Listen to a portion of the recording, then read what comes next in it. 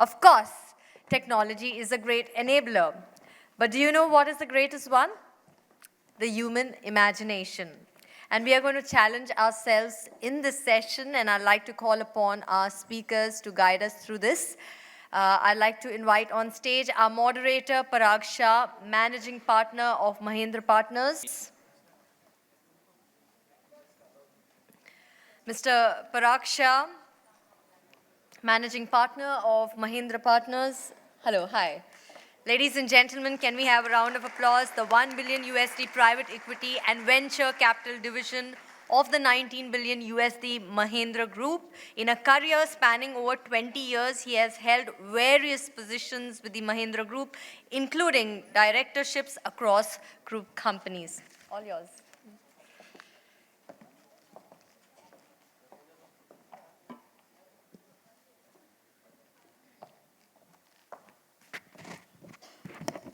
Good morning, everyone. It is my privilege and honor to invite Nishith Desai for this session today. And while Nishith Desai is a co-board member and a former president of TiEcon Mumbai, I don't really think Nishith Desai requires any introduction. Some of you who were here yesterday heard both Mr. Parag and Mr. Mohandas Pai quote him in their session. So you know the background of this gentleman. But for the formality, Nishith Desai is the founder of Nishith Desai Associates. This is India's only, I dare say, legal firm which is really global. And when I say global, this firm went global over 40 years ago when we are talking about startups today, Silicon Valley, VC, but even when the Indian IT industry was setting up. So he and the firm have been responsible for many great things. He's been an advisor to the Prime Minister's office. He was also responsible for the first NASDAQ listings for some of our blue chip companies in the country, TCS included. So with great pleasure, I request Mr. Nishith Desai to come on stage, please.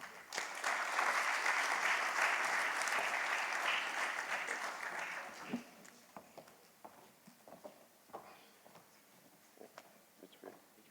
To your right or left? Go.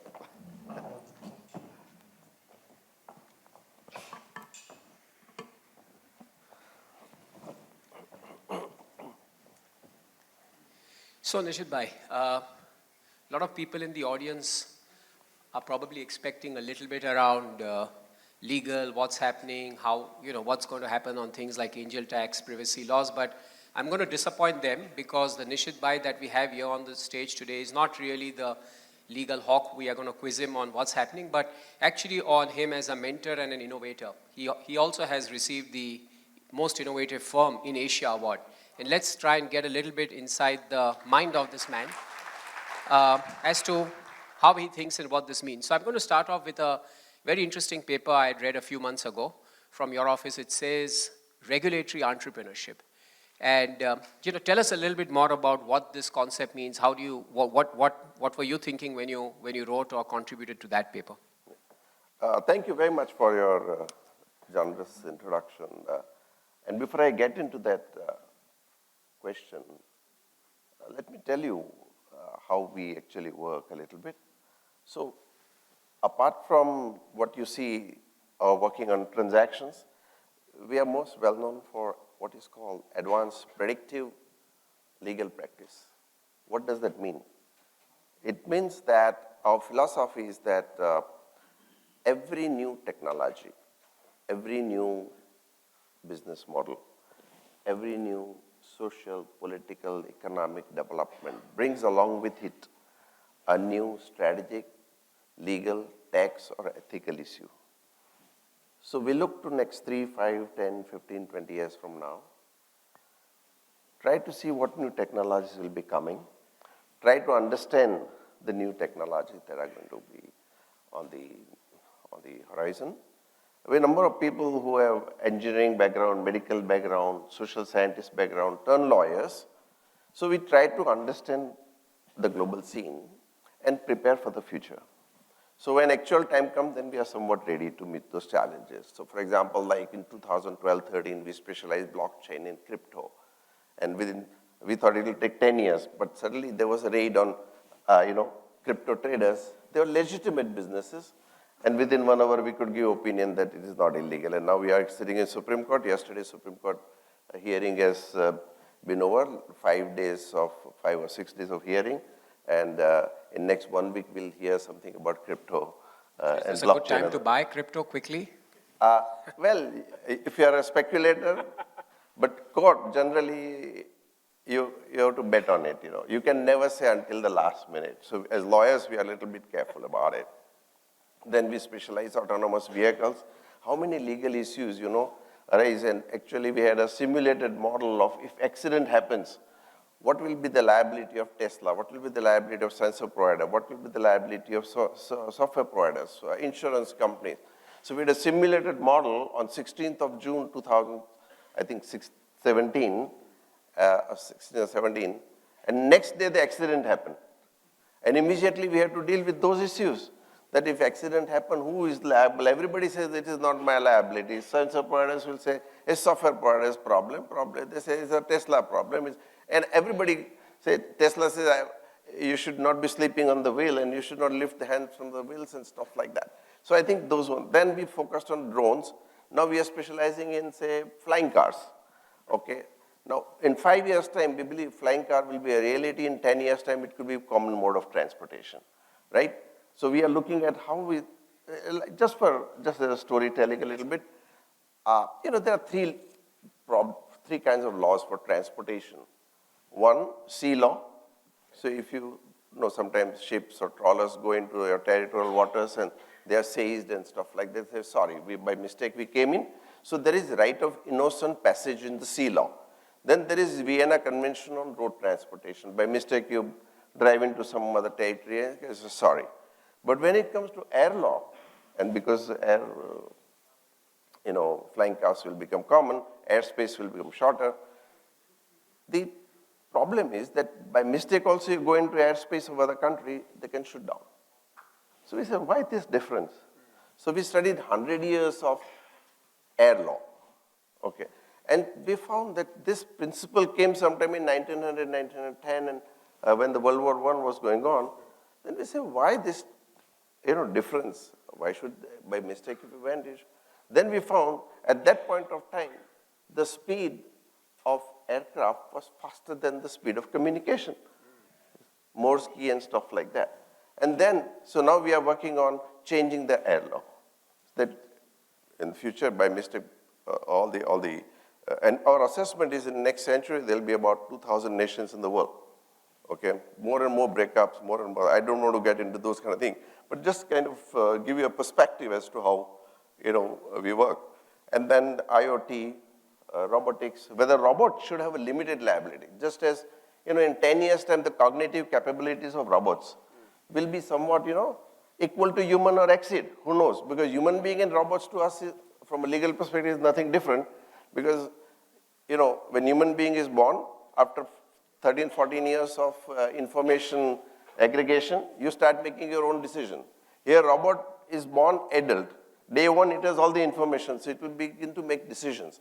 But when it makes a decision which is not under your control, who should be liable, the owner or the robot? Okay, so now we are working on a concept that can we have a limited liability for a robot? Just as 200 years ago, businesses became risky and concept of company came. Today, if you told somebody there should be company, limited liability, people did not understand easily 200 years ago. Today, you don't even ask a question. So we believe that if you want to have orderly growth of robot, should there be limited liability or not? But limited liability perhaps can be provided if robot operates within a particular framework, legal and ethical. So that's another kind of example I'm just giving. Similarly, AR, VR, 3D printing, latest work we have done is on designer baby, Mohandas referred to yesterday. So we have done work on that. What are the legal, ethical issues will be coming up? So this is the framework that is coming up. And what has happened lately is that some of the largest companies in the world are playing on the regulatory framework. There are ambiguities in law. So they play on that. Now, what is the difference? That is called regulatory entrepreneurship. When you create value out of ambiguity, okay, and create a value out of it, that's called regulatory entrepreneurs. And that's the paper you are referring to. It is not something new. In old time also, regulatory entrepreneurs have been there. But the major difference is that new age entrepreneurs are using gray areas of law to benefit the public first. And in the process, they benefit themselves. Okay? In olden times, promoters and founders use gray areas of law to benefit themselves, okay, and not the public. Now let me give you what are the case studies on that. Uber, for example. They played on the gray areas of taxi rules, right? Airbnb, DraftKings, number of other businesses. They've created huge value understanding how to leverage the ambiguities in law, but for the benefit of the public first, and then for themselves. And that is what is regulatory entrepreneurship. When you can build a lot of new business models around this kind of thinking. So this is broadly the answer. I'm sorry to have gone too long, but No, this is great. As you can see from the last few minutes, this is so much little about the law part, but really about getting to know, and it's interesting, and I want to cover that a little bit later, that a lot of the work that they have to do is thinking about what are the trends of the future. Because a lot of the law that either it's government, countries, or institutions have to write is actually around that. And he gave some very interesting examples. But let me come back a little bit to this Uber, and I think yesterday even Mohandas Pai referred to it, Nishith Bhai, that there is always going to be this, you made a statement saying that most new age entrepreneurs are going to use it for the right reasons and benefiting public first. But in some sense, there's always a concern that, somebody has gone ahead and done business in the legal framework, and now someone's coming around and seeing this gray area and saying, let me find the opportunity. Now, how do you ensure, since you even touched upon ethics, how do governments, how do countries, how does the legal judiciary framework ensure that this is used in the benefit of people first? Because it's a thin line, and you never know. And especially when you're suddenly backed with a lot of pregnant capital, which is looking for returns. How does one play this out? And we've seen this in some cases, right, where somebody's grown too fast. We won't take names, and then questions come back and say whether they grew in the correct manner. So you have some views or impressions on that? I think this is an extremely good question, and it's extremely relevant. Okay, why? Because, today's session actually is to discuss how to think about your business. Okay, and for thinking, we all start with strategies. Now, strategy to me, I'm a lawyer, so I'm law and philosophy are same thing, right?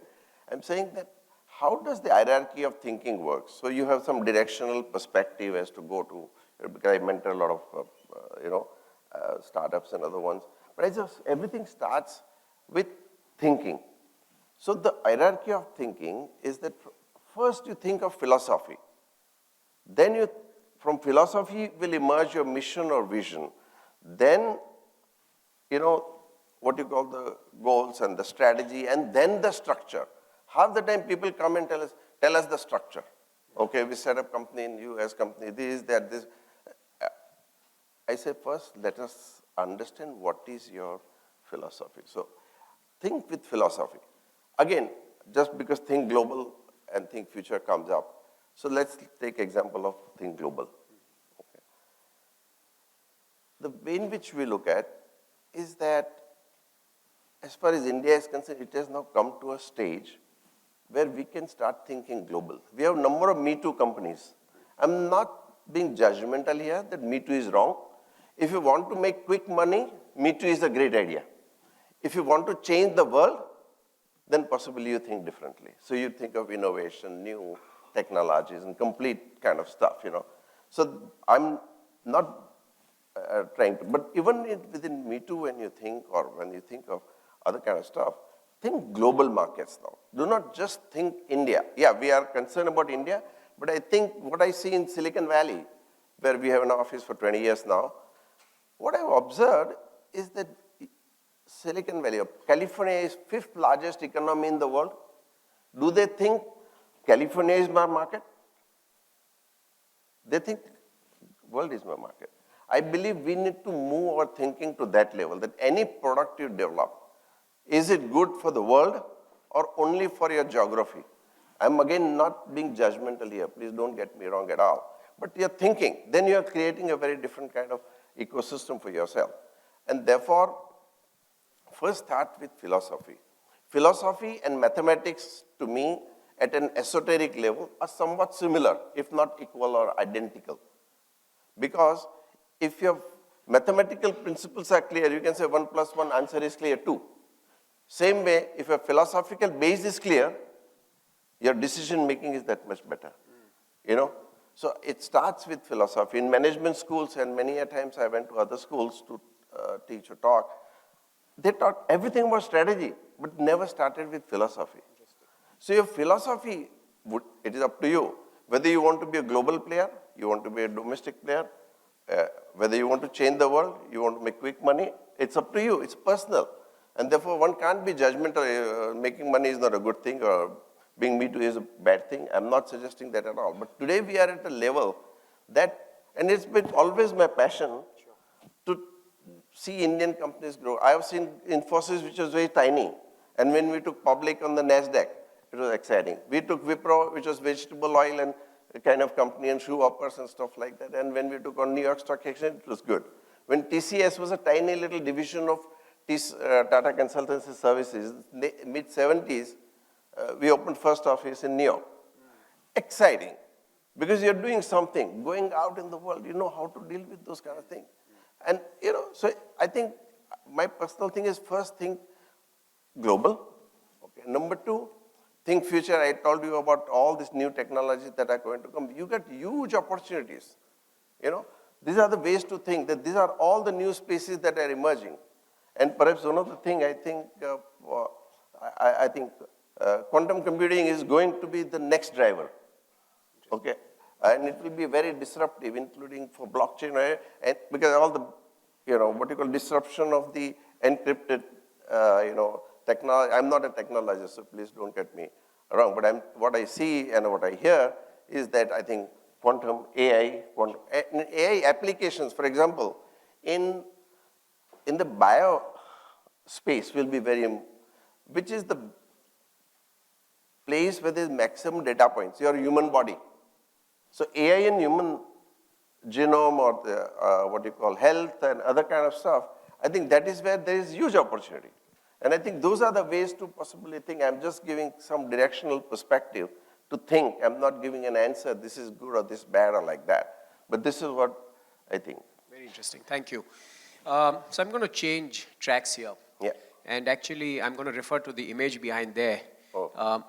Not many people will know, but that's the beautiful, I think it's the center of excellence. They call it the Imaginarium of Nishith Desai Associates in Alibag. And you know, you look at it and think it's somebody's pad to go and relax, but Nishith Bhai has very interesting reasons as to why he set this up. So this is, Nishith Bhai, tell us about now, you know, you are an entrepreneur. How have you built your firm? What does the Imaginarium mean for you? And you also have done some very interesting work on people development and management, bringing in that. And a lot of the entrepreneurs here are thinking that as they scale up and grow up, how do they look at people development? How does one look at mentoring and growing that strength? So tell us a little bit about that, please.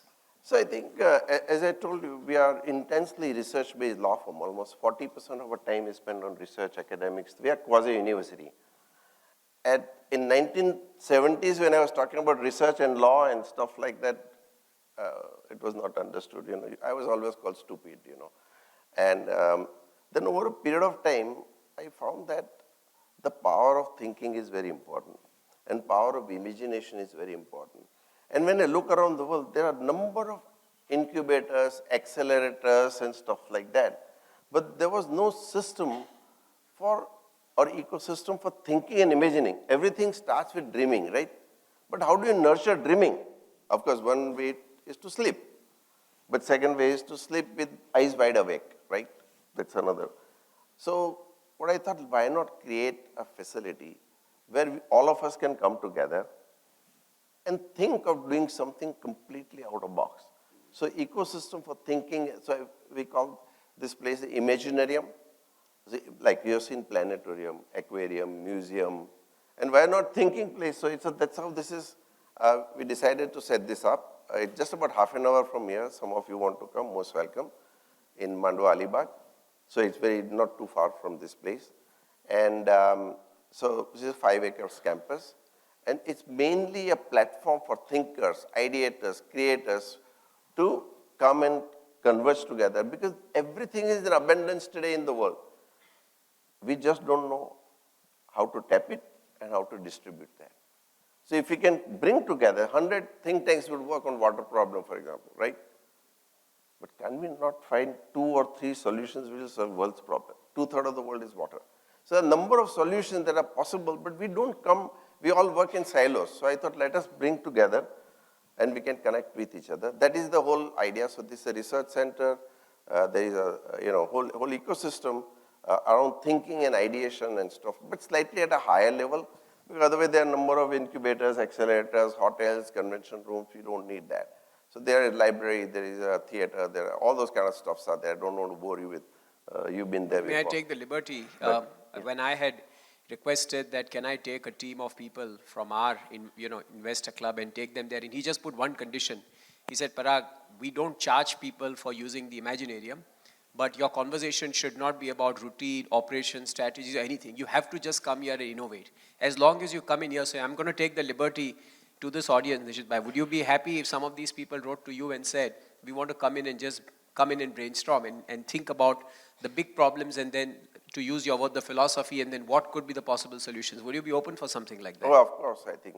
And the model, is private property for public good. Is possibly, at least that's what I'm told, is the most high-tech facility in the country or the region. Completely IoT-driven. Cisco has done the facility and fully connected, and including the garden is connected with IoT, so it works, serves as a smart city. In fact, I'll just give one example, a story right now. We are currently working with the Swiss Federation for Swiss 2000 watt city for the smart city standards. So we are building new standards for smart city. One is the hardware side of the smart city. Second is the governance standards. So you need to do both. So we are working with them, and they have signed first MOU with Pune Municipal Corporation. So 4 cities have been selected.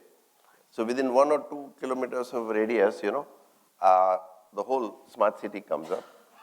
And so Swiss Federation had slides and other kind of stuff, and they some or the other visited this, and they said, why should we show them the slide? We should show your campus. So Pune Municipal Corporation, all the people from Goa and many other places, they came, and it took no time for them to sign MOU because now actually they could see smart city or smart campus. It's not a city, it's smart campus in operation. And so we facilitated some business somewhere on the line, 1 cent value add that we could do. So it's a little exciting that you help and facilitate the process, whatever you want to do.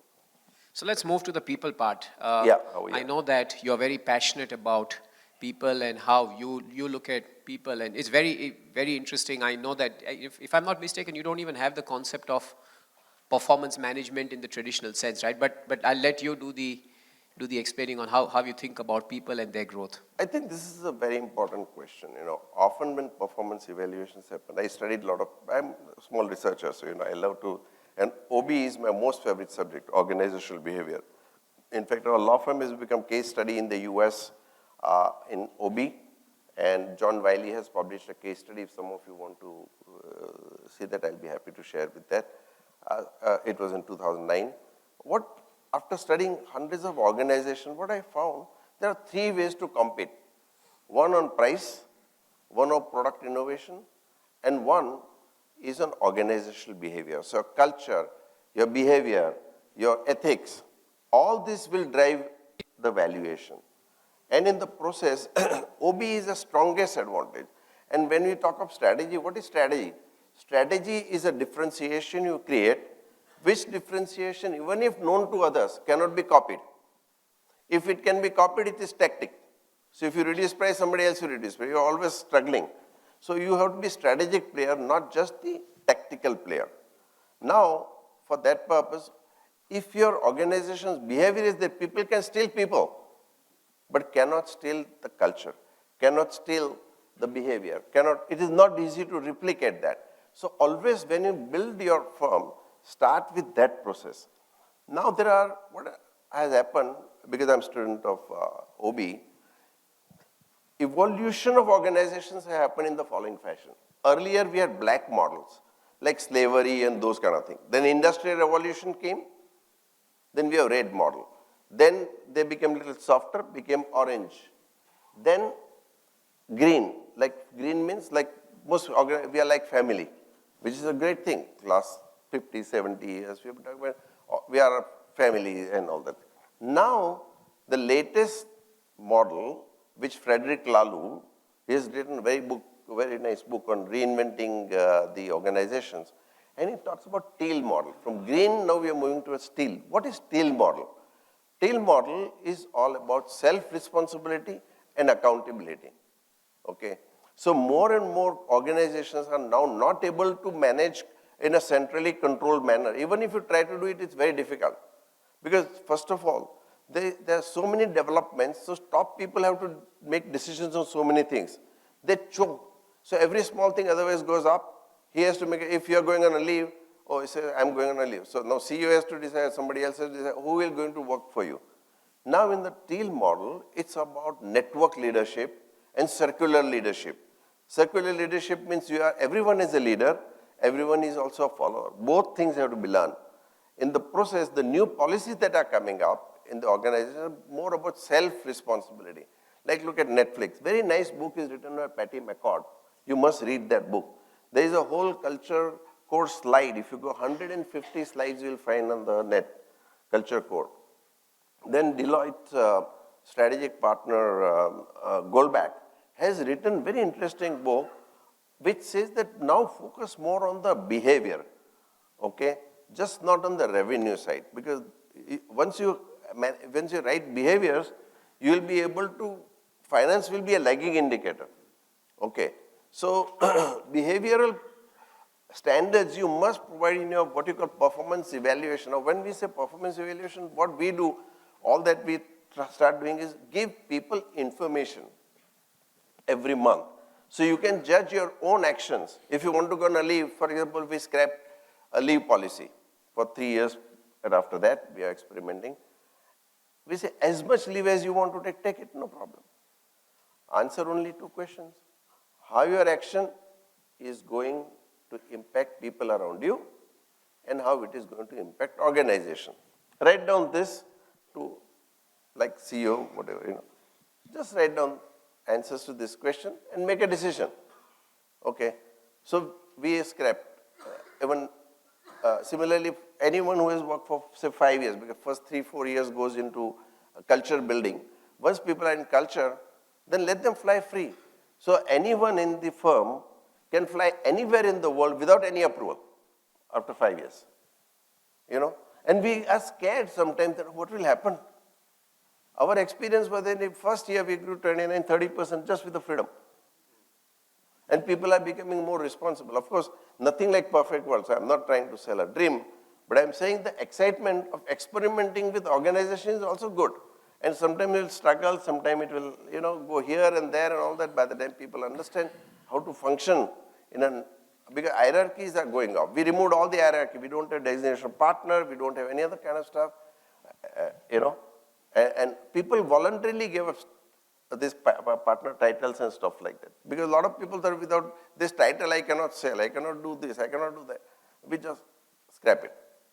And there is no dispute, no hassle. Otherwise, title brings only entitlement.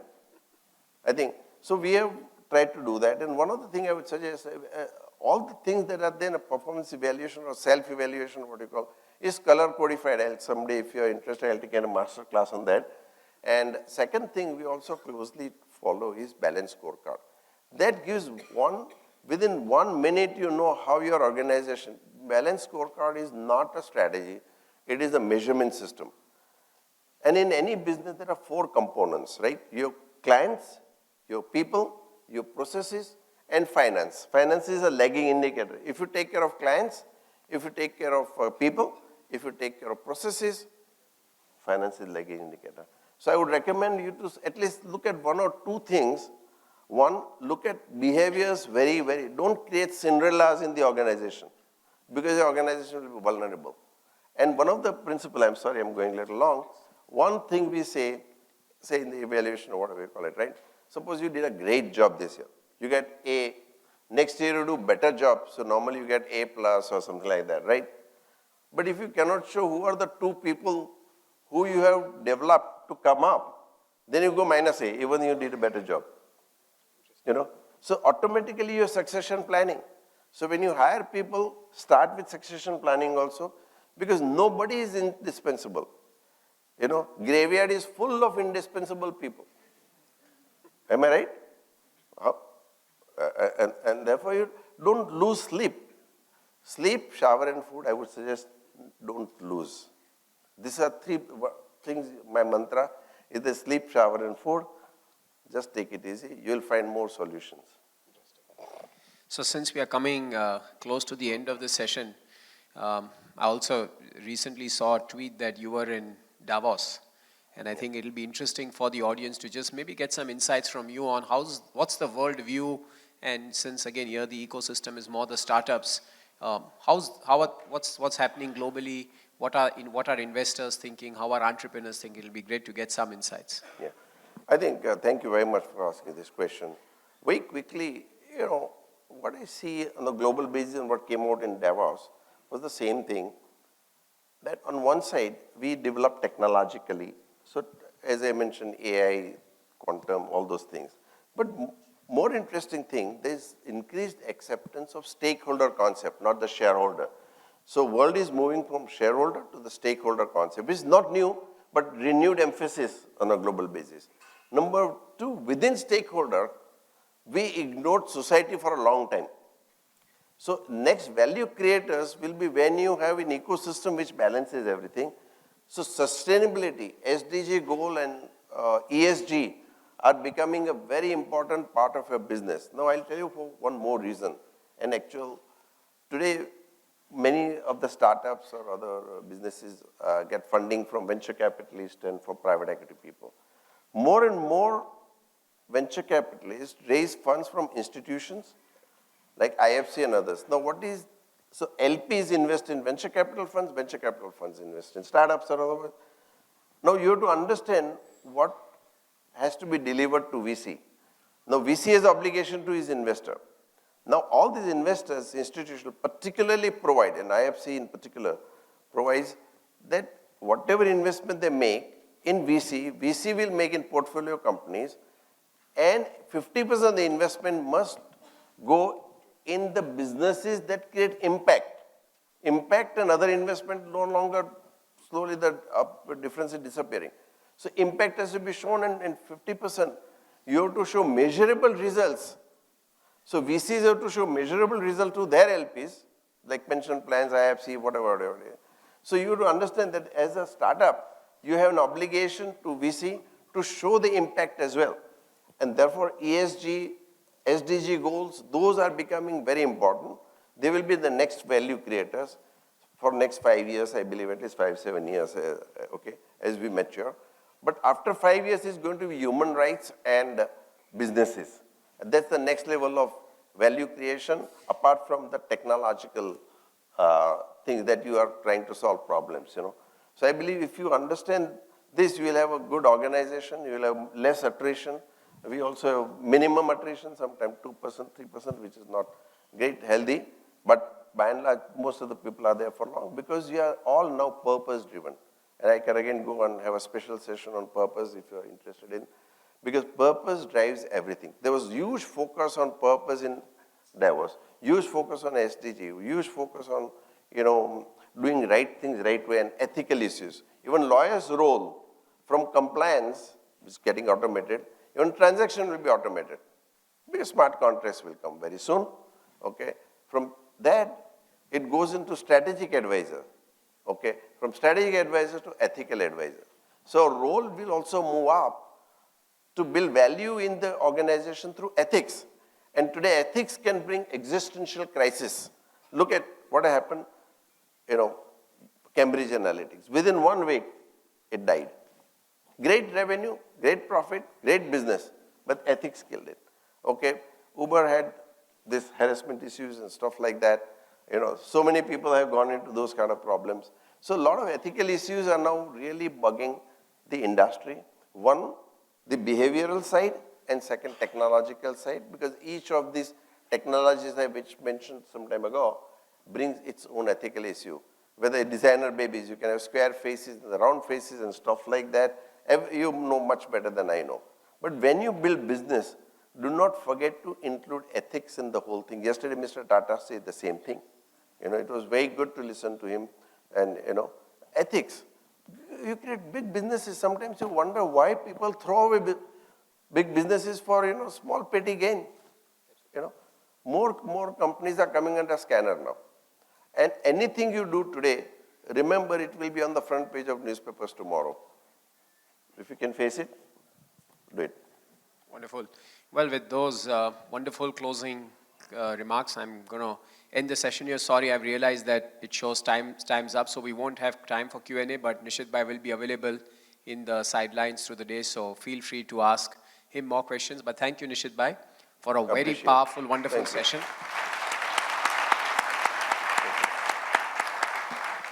Thank you. Please step forward and felicitate Nishith ji and Parag.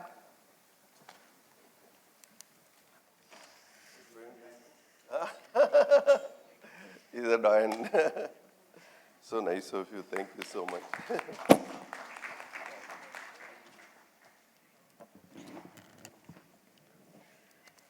Ladies and gentlemen, Mr. Sagar Daryani, the co-founder of Wow Momo, is having a keynote in the experiential theater. Thank you so much, sir. Thank you. Also, we will be having a 10-minute tea coffee break, 10 minutes. So make sure you're